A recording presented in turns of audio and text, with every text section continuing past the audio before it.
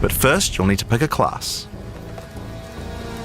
The Monk is a fast and furious melee fighter. He dashes in and out of combat and has mechanics that involve building up and keeping momentum.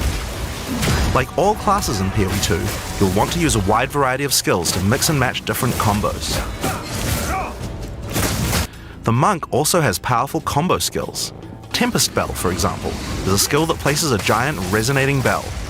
Hitting the bell causes it to ring, dealing damage to all enemies around it.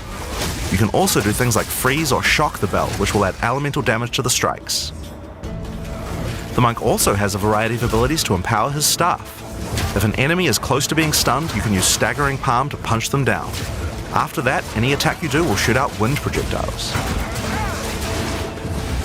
There are 21 active skills for quarterstaves, so this just scratches the surface of the options that you have. By endgame, you'll be dashing from pack to pack, spewing projectiles and obliterating screens of enemies with huge combo attacks.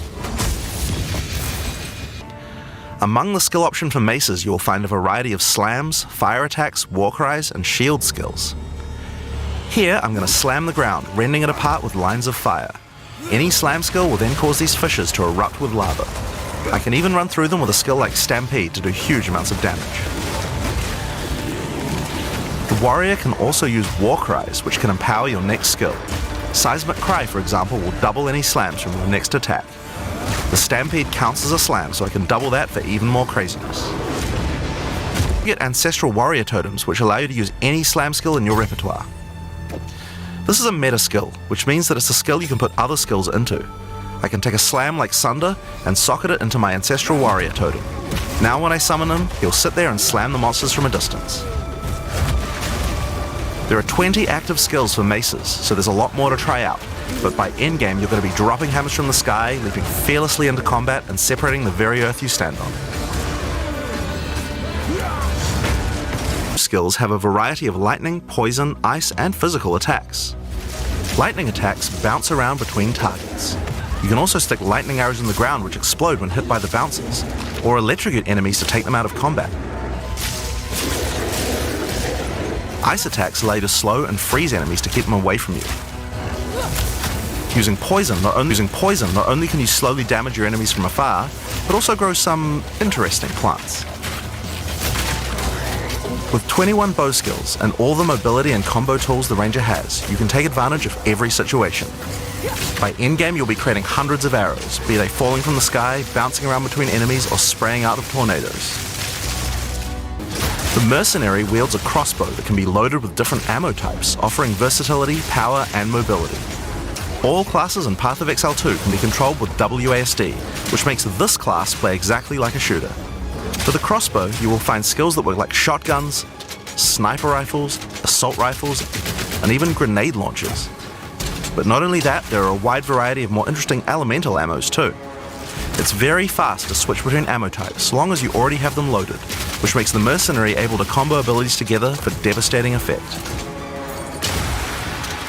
Use Glacial Bolt to create walls of ice to separate enemies, then switch to Fragmentation rounds to explode the ice, dealing massive AoE damage.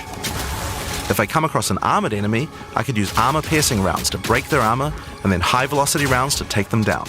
Or perhaps I could fire a gas grenade to poison enemies before detonating the cloud with an explosive shot for massive damage. If you want to call in some suppressing fire, you can summon artillery ballistas. These have a minimum range, so you'll want to prepare your position carefully before moving in.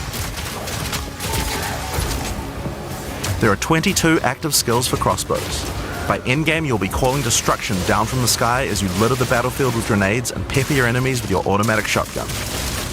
To take a backseat and let your minions do the work, then the witch should be your choice.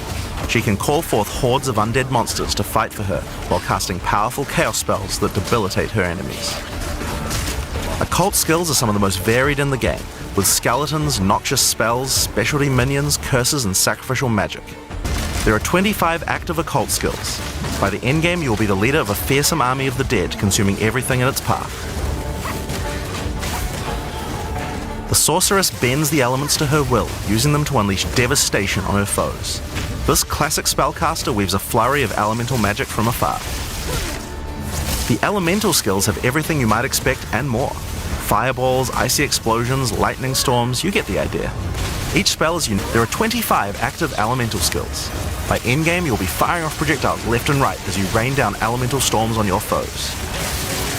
Now, one more important thing to mention about skills. Even though we talk about them as belong to each class, in reality there are no restrictions. You can use all these skills on any class so long as you have the attributes. For example, a poison ranger might want to try out using occult curses to increase her poison damage, or a monk might want to trigger elemental ice walls to use with his glacial cascade combo. The possibilities for cross-class combos are practically unlimited. We're looking forward to what kind of things you guys might find. Now, Path of Exile is a game known for build customization, and we haven't even scratched the surface of what is possible yet.